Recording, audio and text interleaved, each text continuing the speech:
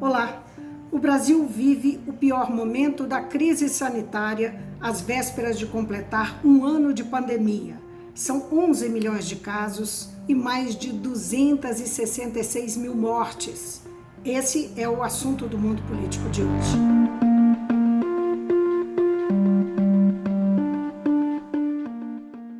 Eu vou conversar com o médico sanitarista Adriano Massuda. Ele é professor da Fundação Getúlio Vargas e professor e pesquisador licenciado da Universidade Federal do Paraná. Adriano, muito obrigada por atender a TV Assembleia.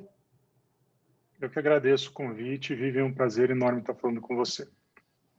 Professor, nós temos uma média móvel de mortes no país de 1.500 pessoas. Na última semana, 20% das mortes por Covid no mundo ocorreram no Brasil. Como é que você olha para esse cenário, desse momento, e a repercussão que ele ainda pode ter, né? O quanto ele pode se estender? Bom, primeiro que olha com muita tristeza, né? Por ser um dado que comparado o Brasil com o resto do mundo, né, nós temos tendo uma performance extremamente ruim. Nós poderíamos ter tido uma resposta melhor se utilizássemos as capacidades que nós temos no país, a estrutura disponível, a organização que o país tem no sistema de saúde, a capacidade que tem de organização de resposta a emergências de saúde pública. Nós já enfrentamos outras pandemias, é claro que não tão graves quanto essa, mas com uma performance muito melhor. Então, acho que a primeira constatação é que esse dado poderia ser bastante diferente se a gente tivesse tido uma melhor capacidade de organização de resposta. Um segundo aspecto é que talvez nós não chegamos ainda no pior momento, tendo em vista que as curvas, as taxas de transmissão comunitária continuam crescendo, né? A gente vê um aumento do número de casos infectados, número de hospitalizados e, consequentemente, a gente pode ter um número ainda maior de óbitos acontecendo no nosso país. E acho que isso tem que ser chamado a atenção, né, dos diferentes setores da sociedade, porque medidas urgentes são ser tomadas para a gente evitar que uma catástrofe ainda maior possa acontecer no nosso país. Pois é, o professor Niconelis chegou a fazer uma previsão dramática para cerca de um pouco mais de uma semana, que nós podemos, que esse número de mortes diário, que hoje ainda não atingiu 2.000 mortes, pode chegar a 3.000 mortes, não se tomando uma atitude mais drástica. Você concorda com ele? Eu concordo. Eu acho que se nós não tomarmos medidas para conter a transmissão do vírus em nível local, nas diferentes regiões do país, a gente pode ter uma tragédia de enormes proporções. Tendo em vista que essa segunda onda, acho que agora a gente já está de fato numa segunda onda, ela tem se demonstrado né, uma nova cepa do vírus que é mais transmissível. Sendo mais transmissível, tem dúvida se é mais letal ou menos letal, mas isso não está em discussão. A discussão é que é mais transmissível. Sendo mais transmissível, um maior número de pessoas que vão se contaminar e com um maior número de pessoas contaminadas, uma maior pressão sobre o sistema de saúde, que pode levar, né, um aumento de óbitos não só pela Covid, mas também fazendo com que um sistema de saúde entre em colapso e aí qualquer outro tipo de problema de saúde que exigir uma atenção especializada, uma atenção hospitalar do sistema de saúde, possa não conseguir ter o atendimento adequado. Né? Então, a gente tem que olhar para essa situação que está acontecendo, não só na perspectiva dos pacientes que precisam de atendimento para o tratamento da Covid, mas também para as outras causas que não param de acontecer. Né? As pessoas continuam tendo infarto, continuam tendo cânceres, continuam tendo outros problemas de saúde que vão precisar do sistema de saúde. Mas se encontra um sistema de saúde colapsado, né, nós vamos ter dificuldade. Então, sem dúvida, pode haver um aumento, né, 3.000 mortes por dia, podemos chegar nesses patamares, mas, além disso, né, nós também temos que se preocupar com as outras questões que podem chegar no sistema de saúde. E aí, por isso, é fundamental tomar medidas para a contenção da transmissão.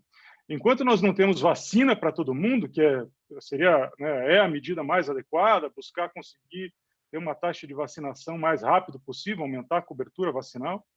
Assim, quando não tem vacina para todo mundo, não tem outra alternativa que não fazer medidas de restrição de mobilidade urbana nas regiões onde há maior taxa de transmissão do vírus. Não há outra alternativa nesse momento.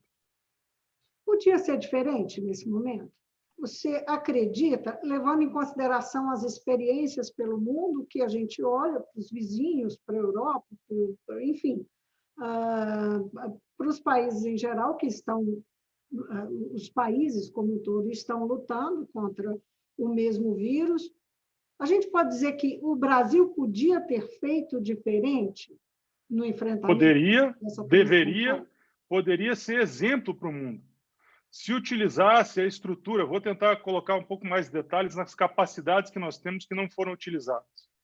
Nós temos uma capacidade bastante grande de utilizar a nossa estrutura da atenção básica, as nossas unidades básicas de saúde, para buscar fazer o diagnóstico epidemiológico de situação em cada uma das regiões do país.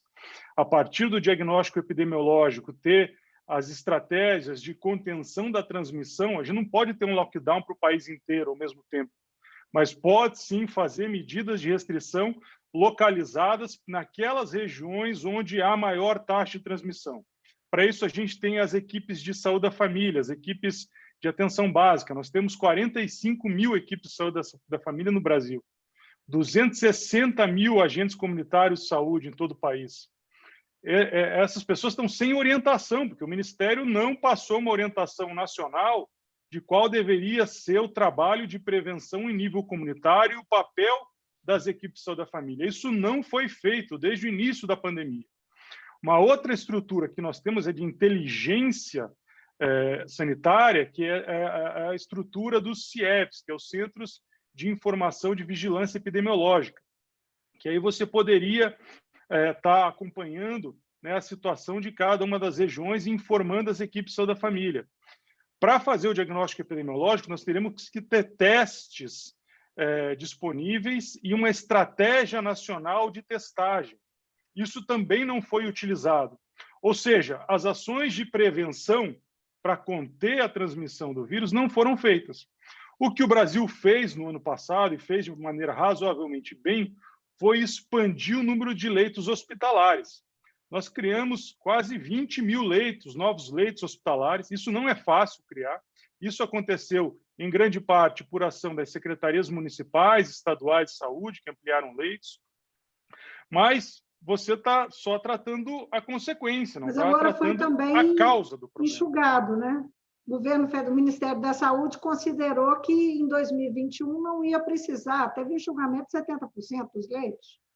Exatamente. Essa ampliação aconteceu ano passado em função de que houve um aumento no orçamento da saúde, né? um orçamento extraordinário para sustentar essa ampliação de leitos. Na medida em que esse orçamento não seja mantido em 2021, esses leitos não conseguem operar, né? Então, você tem a estrutura, você tem o carro, mas falta gasolina para o carro andar, né? Então, mas mais que isso, né? Não dá para pensar em enfrentar uma pandemia com leito hospitalar, só com leito hospitalar. Leito hospitalar é importante, nós precisamos ampliar, tem várias regiões do país absolutamente desfalcadas de leitos hospitalares. Esse é um problema histórico do SUS, que é um sistema, apesar de grande, importante, subfinanciado, com problemas estruturais, mas epidemia se enfrenta com ação de saúde pública. E o Brasil tem tradição em saúde pública. O Brasil é uma das maiores coberturas de atenção básica de saúde da família. Então, isso que não foi utilizado, e não foi utilizado porque faltou coordenação do Ministério da Saúde, do governo federal, faltou competência da equipe dirigente do Ministério da Saúde, as mudanças que aconteceram, né, de gestão no Ministério da Saúde, as trocas de ministro também atrapalharam toda essa coordenação. Enfim, então a gente poderia ter sido um país que seria referência internacional em construir uma resposta baseada na atenção primária para buscar conter a transmissão da doença, e nós vamos ser vistos, né, pelo resto do mundo, nós já estamos sendo vistos como uma ameaça, um país onde a epidemia não controlada pode produzir novas cepas mais transmissíveis e eventualmente mais letais. Então, há um cenário aí bastante complexo de imediato, né, porque nós estamos ultrapassando 1.500 mortes por dia, podemos chegar até 3.000, mas também uma perspectiva de curto, médio prazo perigosa para o país do ponto de vista da sua colocação no mundo. Na medida em que a gente, né, não controle a pandemia, podemos ser produtor de novas cepas. Que tipo de consequência você pode ver barreiras sanitárias em relação a essa preocupação, essa tensão que existe dos outros países em relação ao Brasil, né? Com esse crescimento, como eu mencionei, nós fomos capazes, nessa última semana, de ter concentrado aqui 20% das mortes no mundo, né?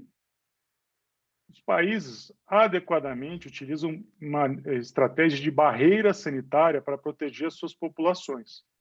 Então, se cobra carteira de vacinação para quem vai visitar um outro país para não trazer uma determinada doença. Na medida em que o Brasil tenha uma epidemia não controlada e a possibilidade de, por não estar controlada, surgirem novas cepas do vírus, como já está acontecendo, as restrições à entrada de brasileiros em outros países podem crescer e se tornar, né, uma coisa que vai dificultar atividades sociais, econômicas, turísticas, ou seja, pode ter um comprometimento geral para o país o fato de não controlar a pandemia, que é para além da questão sanitária. A gente pode ter consequências econômicas bastante importantes, bastante graves. Você falava do enfrentamento à doença. O fato é que a gente tem parte da população que segue alheia, né, a recomendações e ações de distância, no sentido do distanciamento social, do uso de máscara e tal. Por outro lado, a gente tem uma boa parcela da população que tem respondido a isso, mas o fato é que as informações chegam de forma desencontrada e a pandemia chega no Brasil num cenário de polarização política e é aprisionada, e essa situação, a crise sanitária está aprisionada também numa tensão política e social no país. O presidente Bolsonaro, a gente conhece as posições dele, ele tem sido tem atuado de forma constante nas críticas ao distanciamento social, ao uso de máscaras. A última fala dele que causou foi o tal do chega de mimimi, não é? Enfim, vão ficar chorando até quando? Enfim. Esses discursos e você acredita que peso tem sobre o comportamento da população? E o quanto faz falta também uma campanha que tenha um discurso único? Aí a gente se lembra sempre das campanhas de vacinação, não é? Históricas no país. Quem não se lembra, mesmo os mais jovens se lembram de campanhas de vacinação. Todo mundo ia vacinar porque tinha campanha de vacinação que estimulava as pessoas. Que peso que tem isso, né? Essa voz única no comportamento social? Em situações de epidemia, é preciso ter uma orientação clara para a população em relação a medidas que devem ser adotadas para fazer a contenção da transmissão da doença. Isso não dá para a gente jogar a responsabilidade só para o colo da população. A população não detém as informações que são necessárias para ter uma tomada de medida concreta. Quem tem essas informações são os entes governamentais.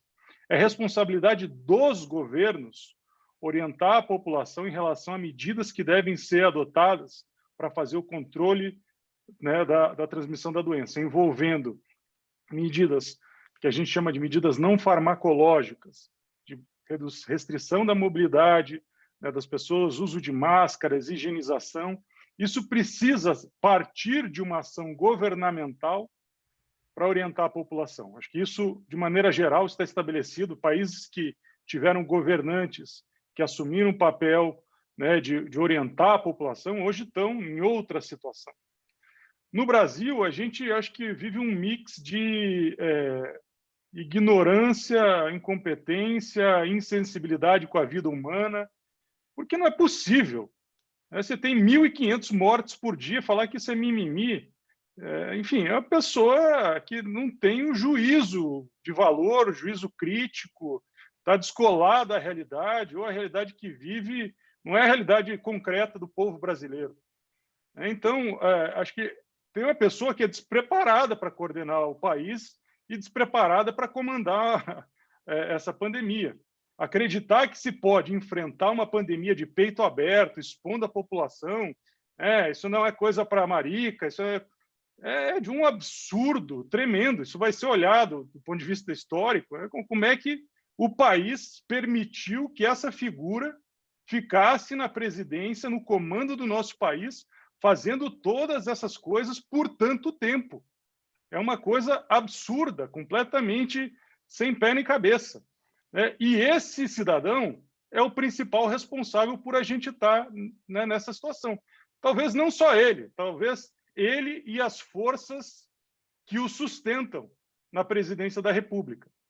Então, se você tem um comandante que expõe a população, né, para se contaminar, como é que a gente vai querer que o país retome a normalidade das atividades sociais e econômicas, em meio a uma crise sanitária que deixa os hospitais lotados, que inviabiliza qualquer tipo de segurança, né, para a normalidade das atividades sociais? Então, nós, lamentavelmente, acho que tivemos o azar, né, de ter esse presidente no pior momento, quando a gente mais precisava de alguém com senso de orientação, com capacidade de unir o país. Veja, a polarização da política, isso faz parte, né, da vida democrática. Você tem pessoas com diferentes opiniões, né? A vida democrática faz parte disso, é ter disputas, né? O Brasil já passou por outros momentos de crise, mas nesses momentos é preciso de união, né? Você precisa de ter alguém, alguma liderança que consiga juntar as diferenças. A gente teve exemplos de governadores, né, diferentes linhas, diferentes prefeitos, trabalhando em conjunto. Enfim, então não dá para a gente colocar o crédito do que está acontecendo na polarização. O crédito do que está acontecendo é responsabilidade dos entes governamentais que estão em situação de comando e não tomar as medidas necessárias para fazer a contenção da doença. Você acredita que essa articulação entre os governadores, um posicionamento mais, digamos, mais firme, junto ao governo, especialmente o Ministério da Saúde, pode ajudar, de alguma forma, acelerar esse processo de compra de vacina ou o enfrentamento mesmo para adquirir leitos, para, enfim, algum tipo de... O general Pazuello, o ministro, ele muitas vezes demonstrou estar bastante perdido e dividido entre ações e o comando do presidente da República.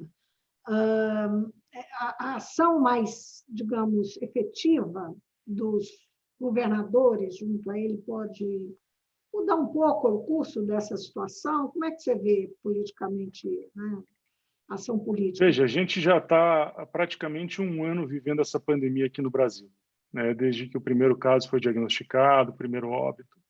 Nós vamos se aproximar de 300 mil óbitos, 1.500 óbitos por dia, com a perspectiva de aumento nas próximas semanas. A situação só não foi pior porque houve uma ação dos governos locais prefeituras e governos, estados se organizando para ampliação de leitos, para implantação de medidas restritivas, né, mas com muita dificuldade de executá-las em função da orientação geral que era passada pelo presidente da República. Então, os governadores, acho que tiveram uma posição bastante importante, né, de maneira geral, mas não suficiente para mudar a direção, né, das orientações dadas pelo governo federal.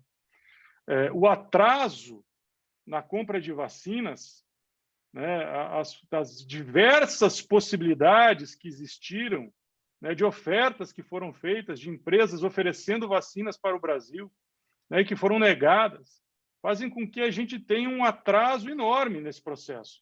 E só a ação dos governos não é suficiente para resolver esse problema, porque isso é responsabilidade do governo federal. Se a gente delegar, por exemplo, a compra de vacinas para os estados, o que pode acontecer é um aumento da iniquidade no acesso a essas vacinas, porque os estados têm diferentes capacidades de compra, de negociação, enfim, o que aconteceu com os respiradores. Se tinha uma competição entre prefeituras, entre estados, isso gerava um aumento de preços, né? Então, para vacinas, o Ministério da Saúde sempre fez isso. Vacina nunca foi objeto de agenda de quem estava em governo, porque funcionava bem. Era uma coisa que as pessoas não se preocupavam, né? Virou hoje um problema porque o general Pazuello e os militares que ele colocou no Ministério da Saúde estão desestruturando programas que sempre funcionaram. O Programa Nacional de Imunização... A propósito, em dezembro, eu queria puxar por essa conversa, puxar um pouquinho essa conversa aí. Você assinou um artigo na Piauí em que manifestava temor de que a gestão da saúde no país ameaçasse o modelo do SUS, né? Você ainda crê nisso? Isso aqui que você escreveu na Piauí tem a ver com o que você está dizendo? E olha, como que pode representar uma ameaça? Em maio do ano passado, antes de escrever esse artigo, dei uma entrevista para o jornal É o País, falando das possíveis consequências das mudanças que estavam acontecendo em áreas técnicas do Ministério da Saúde, a gravidade do que estava acontecendo.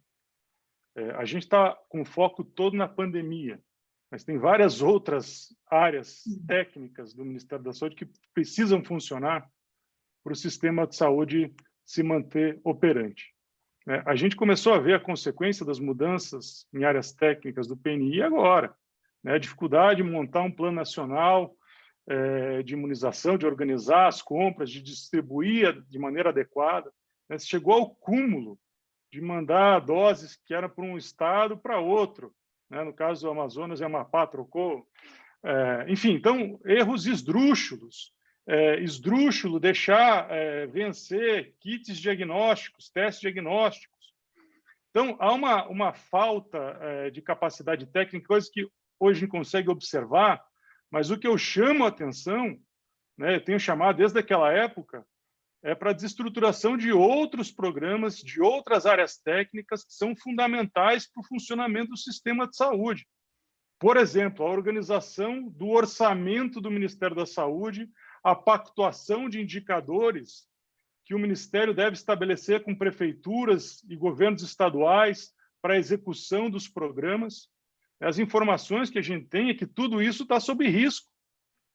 Então, se o controle da pandemia, que está todo mundo vendo, se vacina, que era uma coisa que a gente fazia com facilidade, estamos criando todas essas dificuldades, imagine o resto, que exige um grau de sofisticação, um grau de articulação extremamente complexo.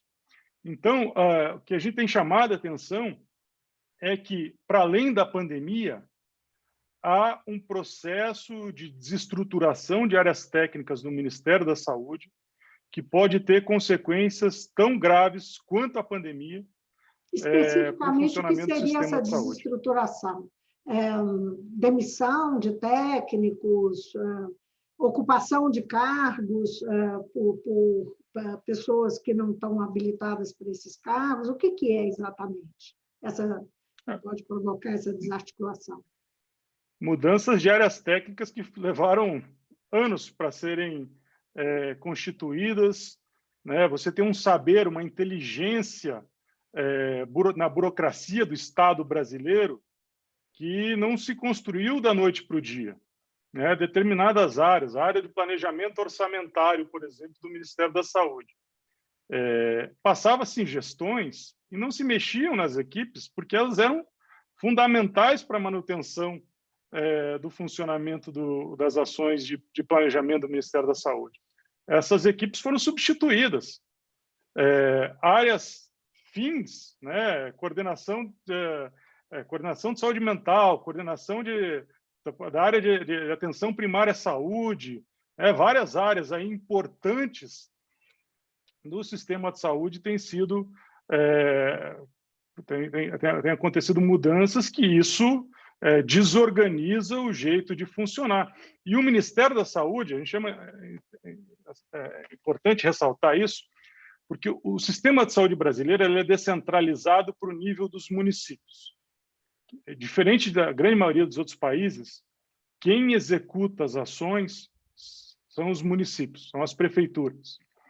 Só que as prefeituras organizam essas ações com orientação do Ministério da Saúde. O Ministério da Saúde é a referência técnica, é a autoridade sanitária nacional que define como é que deve funcionar a atenção primária. Então, deve funcionar seguindo o modelo de saúde da família. O modelo de saúde da família deve cuidar de determinados programas, fazer atividade de prevenção, cuidar das crianças, das mulheres, dos idosos, atender as doenças crônicas, enfim. É um conjunto de orientações técnicas que são construídas nacionalmente, que são orientadas para os municípios executarem. A gente vive uma situação também bastante grave agora, que teve eleição municipal, várias mudanças em gestões, né, municipais, várias trocas de secretários municipais de saúde. E aí essa importância do Ministério da Saúde para ser uma referência técnica, para orientar o que deve ser feito, é ainda mais importante. E nesse momento, né, o que a gente observa é uma falta total de direção, não só em relação às questões da Covid, mas também em outras ações que o Ministério da Saúde deve orientar os municípios ao que se deve fazer, que não está executando. Então, essa desorganização, essa perda da autoridade sanitária do Ministério da Saúde terá consequências, já está tendo, e terá ainda mais consequências bastante graves para o sistema de saúde brasileiro. Assustador. É uma ponta e a outra desarticuladas em muitos dos municípios, né?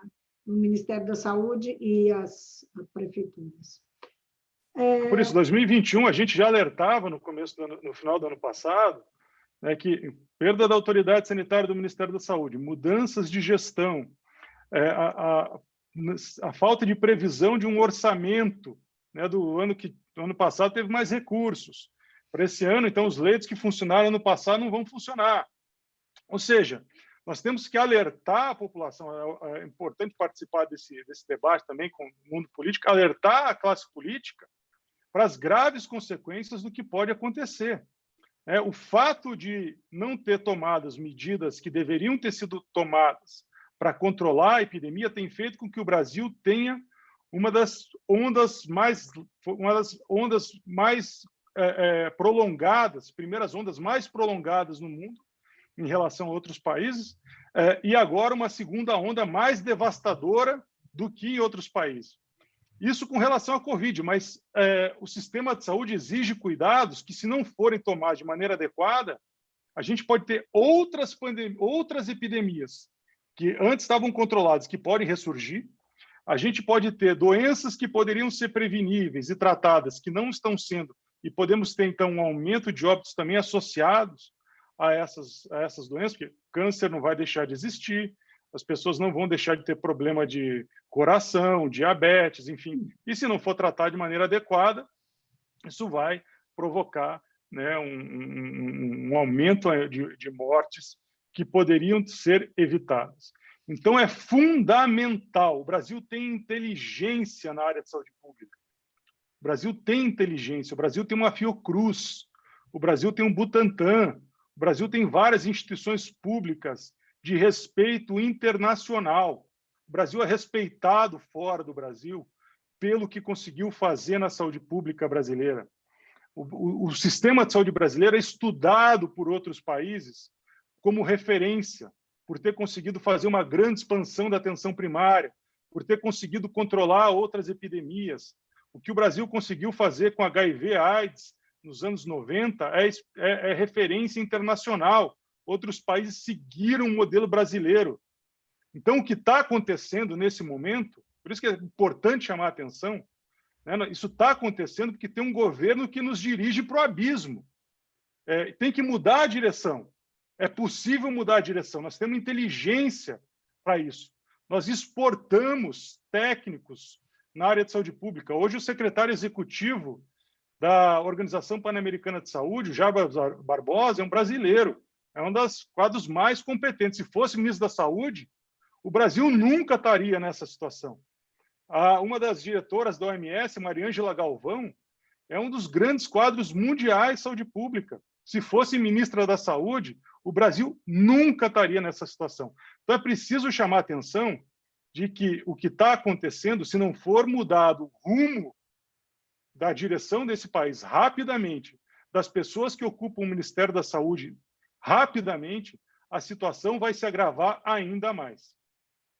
Professor, está dado o recado. Muitíssimo obrigada pela sua participação aqui no Mundo Político da TV Assembleia. Eu que agradeço, Vivian, a oportunidade. Um abraço. Eu conversei com o médico sanitarista Adriano Massuda, ele é professor da Fundação Getúlio Vargas e professor e pesquisador licenciado da Universidade Federal do Paraná. A gente fica por aqui. Até a próxima.